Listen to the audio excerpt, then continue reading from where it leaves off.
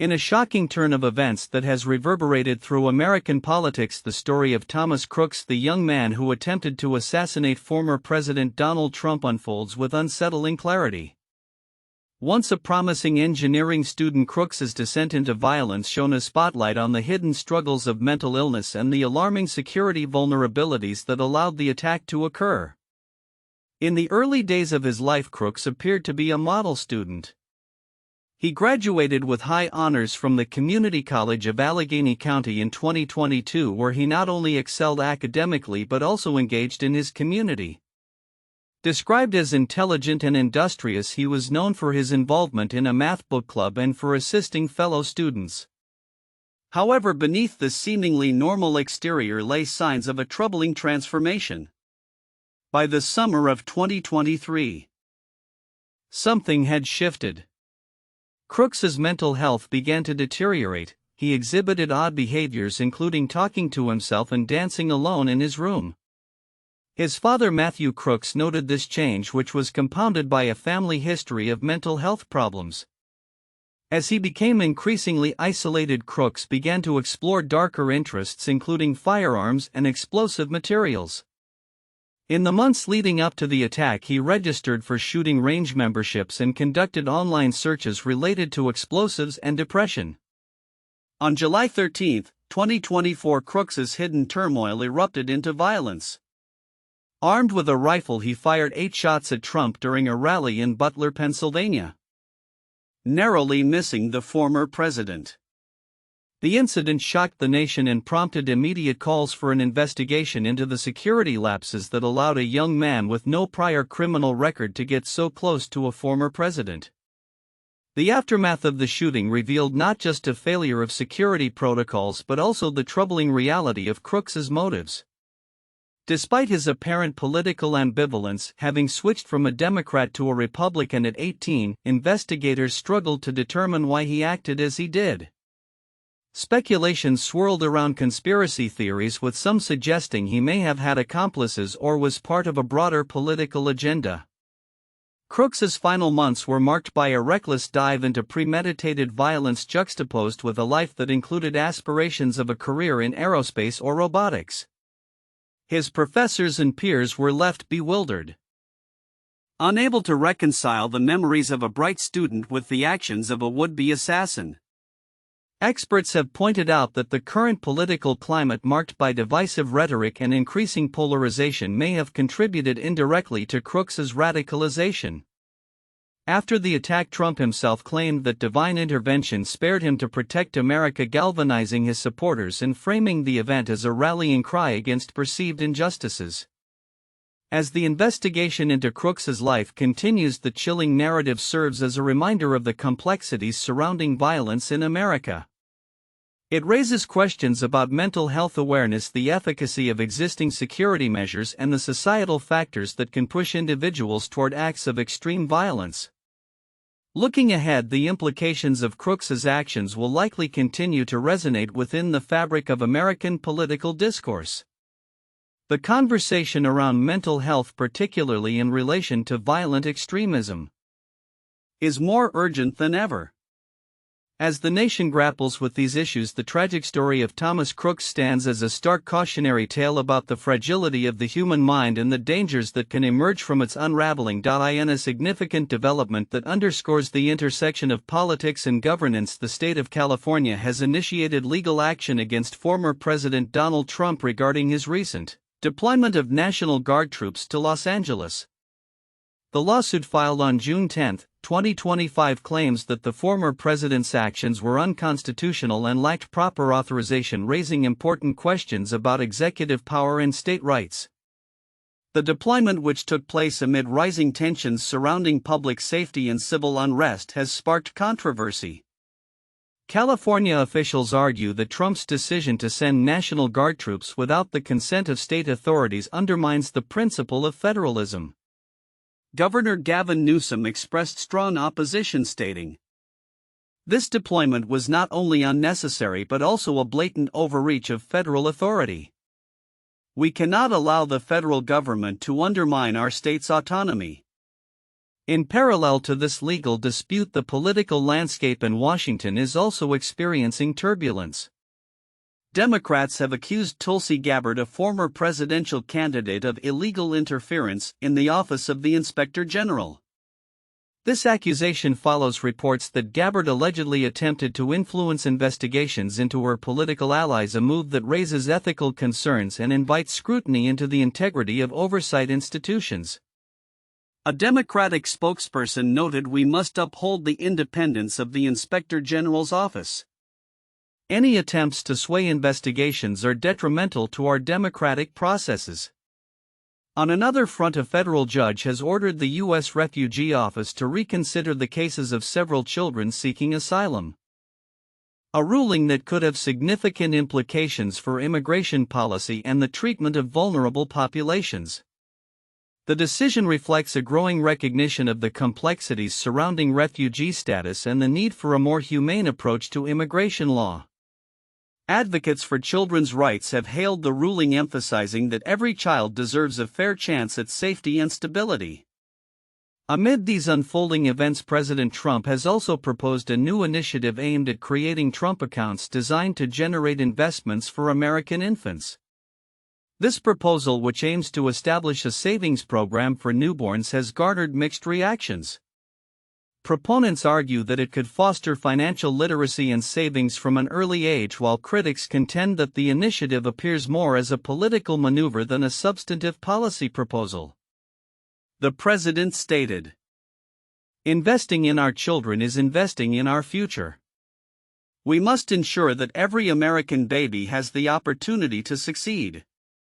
As these stories converge, they highlight a complex tapestry of legal battles, ethical dilemmas, and policy proposals that are shaping the American political landscape.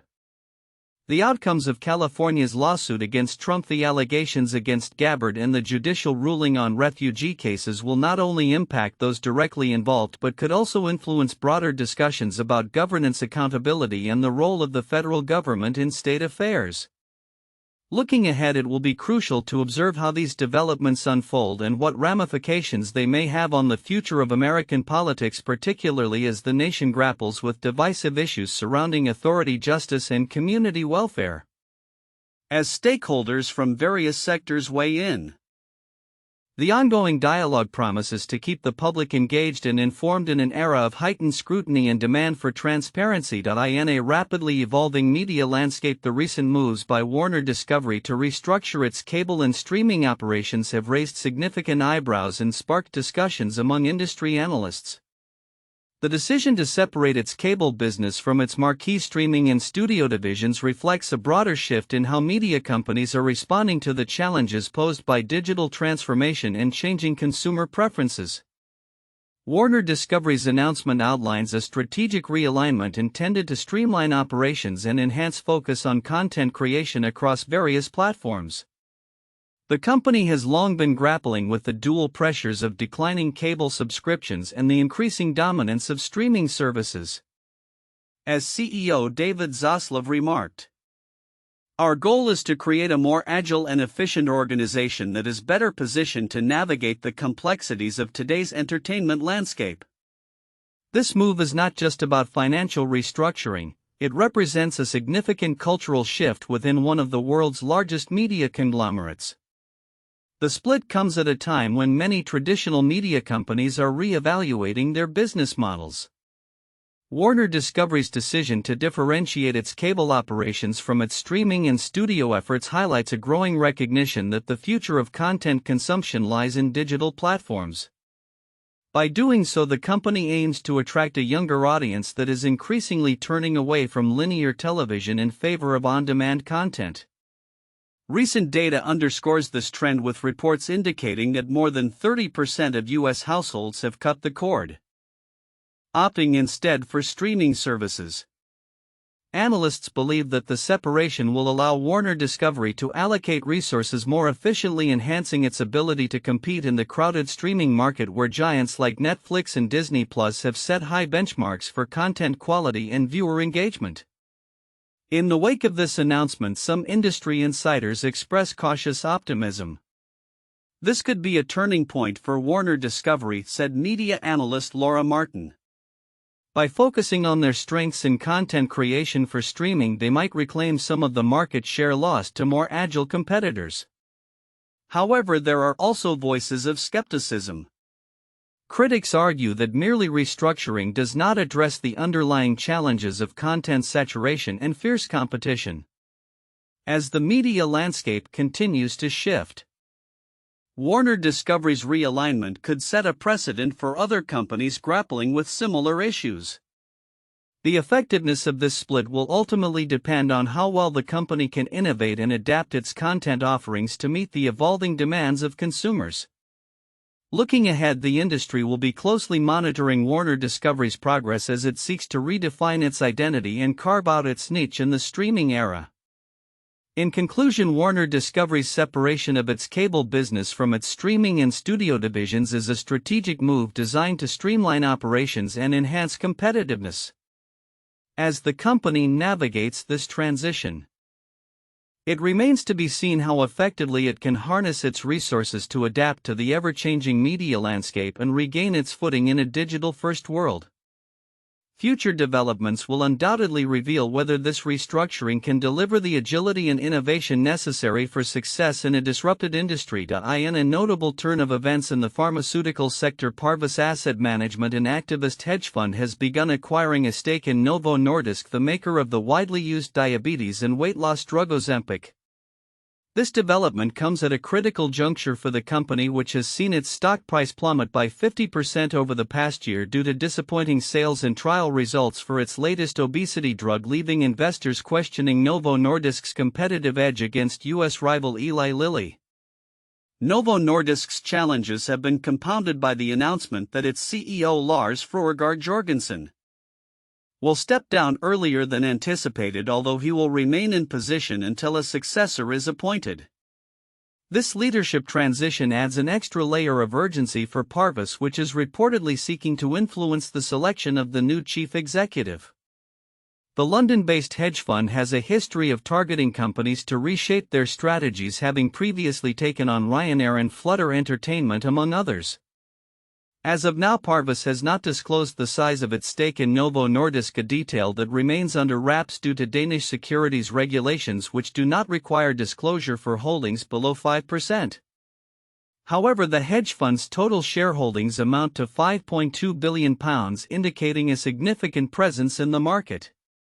This aligns with the broader trend of activist investors asserting influence even with relatively modest holdings, as seen in cases like the ongoing campaigns against News Corp. Novo Nordisk's stock decline can be attributed to a combination of factors. The company recently revised its sales and profit forecasts downward, citing the rapid proliferation of cheaper replica obesity drugs in the U.S. market, which have begun to capture market share from its branded products. This trend has raised concerns about its future growth prospects, especially as the company grapples with the implications of increased competition. The Novo Nordisk Foundation, which holds the majority of voting rights in the company, could complicate Parvus's ambitions to effect change. The foundation's chair, Lars Rebien Svensson, a former CEO of Novo Nordisk, has recently joined the board as an observer to assist in the search for a new leader. This dynamic complicates the landscape for activist investors, as they must navigate the foundation's significant influence over corporate decisions. As the situation unfolds, the implications for Novo Nordisk remain significant. The company's ability to respond to these challenges effectively will be critical, especially in light of the increasing pressure from competitor Eli Lilly and the broader market dynamics affecting the pharmaceutical sector. The next steps taken by Parvus, alongside the strategic decisions made regarding leadership and product direction at Novo Nordisk, will be closely watched by investors and analysts alike. Looking ahead, the future of Novo Nordisk will likely depend on its adaptability in the face of mounting competitive pressures and its capacity to innovate in the obesity treatment sphere. As the company seeks a new CEO and re-evaluates its strategies, stakeholders will be keen to see whether it can reclaim its position as a leader in this lucrative market. In recent days, Los Angeles has found itself at the center of a national conversation about immigration, protest rights, and the balance of power within the American political system. The city erupted in protests following a series of aggressive immigration raids conducted by federal U.S. Immigration and Customs Enforcement (ICE) agents, which many residents and local officials condemned as excessive and unjust. The protests, initially peaceful, escalated into confrontations that led to violence, prompting an unprecedented response from President Donald Trump. As thousands took to the streets to voice their opposition to the ICE actions, prompted by reports of detainees being held without judicial warrants, Trump's administration reacted with a heavy hand. The president announced the deployment of 4,000 National Guard troops to Los Angeles, claiming the protesters were paid insurrectionists and asserting that the federal government would not tolerate dissent. This marked a significant escalation in federal involvement in local affairs. As California Governor Gavin Newsom criticized the move as an unmistakable step toward authoritarianism. Philippe Sands, a distinguished human rights lawyer, weighed in on the implications of Trump's actions. He suggested that the rapid deployment of military personnel to quell domestic protests highlights a willingness by the administration to test the boundaries of constitutional authority. Scenes unfolding in Los Angeles should be viewed as part of a wider drive to create a sense of emergency, Sands noted, emphasizing the potential normalization of such tactics in American governance. The Los Angeles protests were sparked by ICE's high-profile raids that many locals found alarming. The city council reiterated its identity as a community built by immigrants, vowing not to succumb to fear tactics aimed at advancing extreme political agendas. The protests gained momentum over the weekend, culminating in violence as demonstrators clashed with law enforcement, who responded with tear gas and rubber bullets. In a move that many legal experts found concerning, Trump utilized the National Guard in a way not seen since 1965, without the explicit request of the state's governor. This act has raised questions about the limits of presidential power in domestic matters, especially given that the Insurrection Act, which allows for military intervention in civil unrest, has not been formally invoked. Sands drew parallels between the current situation and historical authoritarian regimes, warning that such actions could pave the way for a more significant erosion of democratic norms. He cautioned against the dangers of a climate where the government creates narratives of internal threats to justify the suppression of dissent. "It's a very well-used playbook," he said, illustrating the risks of normalizing military responses to civil unrest. While the Trump administration's use of military force against protesters has alarmed many, Sands pointed out that American democracy has thus far retained a crucial check on such executive overreach: the judiciary. The courts have remained operational and judges have not been removed from their posts, which Sands argues is a key distinction that sets the U.S. apart from historical authoritarian regimes. As anti-ICE protests spread to other cities, the legal and political ramifications of Trump's actions in Los Angeles could serve as a litmus test for the resilience of constitutional checks and balances.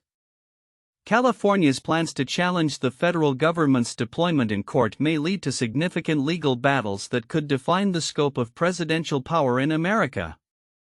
"The stakes are incredibly high," Sands concluded, reflecting on the broader implications for American democracy. Should the country slide further toward authoritarianism, the ramifications would not only be felt domestically but could alter the U.S.'s global standing as a beacon of democracy and rule of law. As the situation continues to unfold, the eyes of the nation remain fixed on Los Angeles, where the very fabric of American democracy is being tested. Sly Stone, the visionary frontman of the groundbreaking band Sly and the Family Stone, passed away at the age of 82, leaving behind a monumental legacy that reshaped the music landscape of the late 1960s and early 1970s. Stone, whose real name was Sylvester Stewart, died in Los Angeles following a prolonged battle with chronic obstructive pulmonary disease (COPD) and other health complications, as reported by his representatives. Emerging from the vibrant music scene of San Francisco, Stone led a diverse ensemble that blurred racial and gender lines, infusing genres such as R&B, soul, and gospel with psychedelic rock influences. The band's distinctive sound and socially conscious lyrics made them pioneers of funk, producing timeless hits like Everyday People Dance to the Music and Thank You for Letting Me Be Myself Again. Their music, often celebrated for its infectious grooves and layered harmonies, resonated with audiences and has been sampled by numerous hip-hop artists, cementing their relevance across generations. Critics and fellow musicians have long acknowledged the profound impact of Sly and the Family Stone. Music historian and drummer Questlove noted he had a way of talking, moving from playful to earnest, while emphasizing Stone's ability to connect with audiences on multiple levels. The group's performances during pivotal moments in music history, such as their iconic set at Woodstock, showcased their commitment to messages of unity, diversity, and social change. The band's string of influential albums released between 1968 and 1971, including Stand and There's a Riot Going On, not only mirrored the cultural landscape of their time but also challenged it, intertwining themes of joy and despair. As the critic Joel Selvin aptly stated, there was black music before Sly Stone and black music after Sly Stone, underscoring the transformative nature of his contributions. However, despite the band's immense success, Stone's personal struggles with substance abuse in the 1970s began to overshadow his artistic achievements. This turbulent phase led to the eventual disbandment of the original Family Stone lineup, as Stone's erratic behavior and absence from performances became increasingly common. Yet his creativity persisted. He was innovative even in this decline, being one of the first mainstream artists to experiment with drum machines, a precursor to the sounds of modern hip-hop. Stone's later years were marked by sporadic performances and legal battles, including a notable lawsuit against former managers. Yet he remained a figure of intrigue, often appearing in unusual circumstances such as performing at Coachella seated in an office chair. Despite the challenges, Stone expressed a desire to remain connected to his music and legacy, stating, "I just want to play my songs." Born on March 15, 1943 in Denton, Texas and raised in Vallejo, California, Stone was immersed in music from an early age through the Pentecostal church. His early experiences in family gospel groups laid the foundation for his later musical endeavors. Stone's journey from a local radio DJ to a globally recognized icon reflects not only his talent but also his relentless pursuit of artistic expression that transcended societal boundaries. In recent years, a renewed interest in Stone's music was propelled by projects like Questlove's documentaries, which highlighted his artistic genius and cultural significance. Stone's autobiography, Thank You for Letting Me Be Myself Again, further explored his life and contributions, resonating with a new generation of fans and artists alike. As we reflect on the life and legacy of Sly Stone, it is clear that his influence will continue to echo in the music industry. His innovative spirit and commitment to creativity have left an indelible mark, inspiring countless artists across genres. The world has lost a musical pioneer, but Sly Stone's songs, messages, and the very ethos of his artistry will endure, reminding us of the power of music to unite and uplift. Future developments and the recognition of his contributions to music and culture are likely, ensuring that Sly Stone will remain a vital part of the artistic narrative for years to come.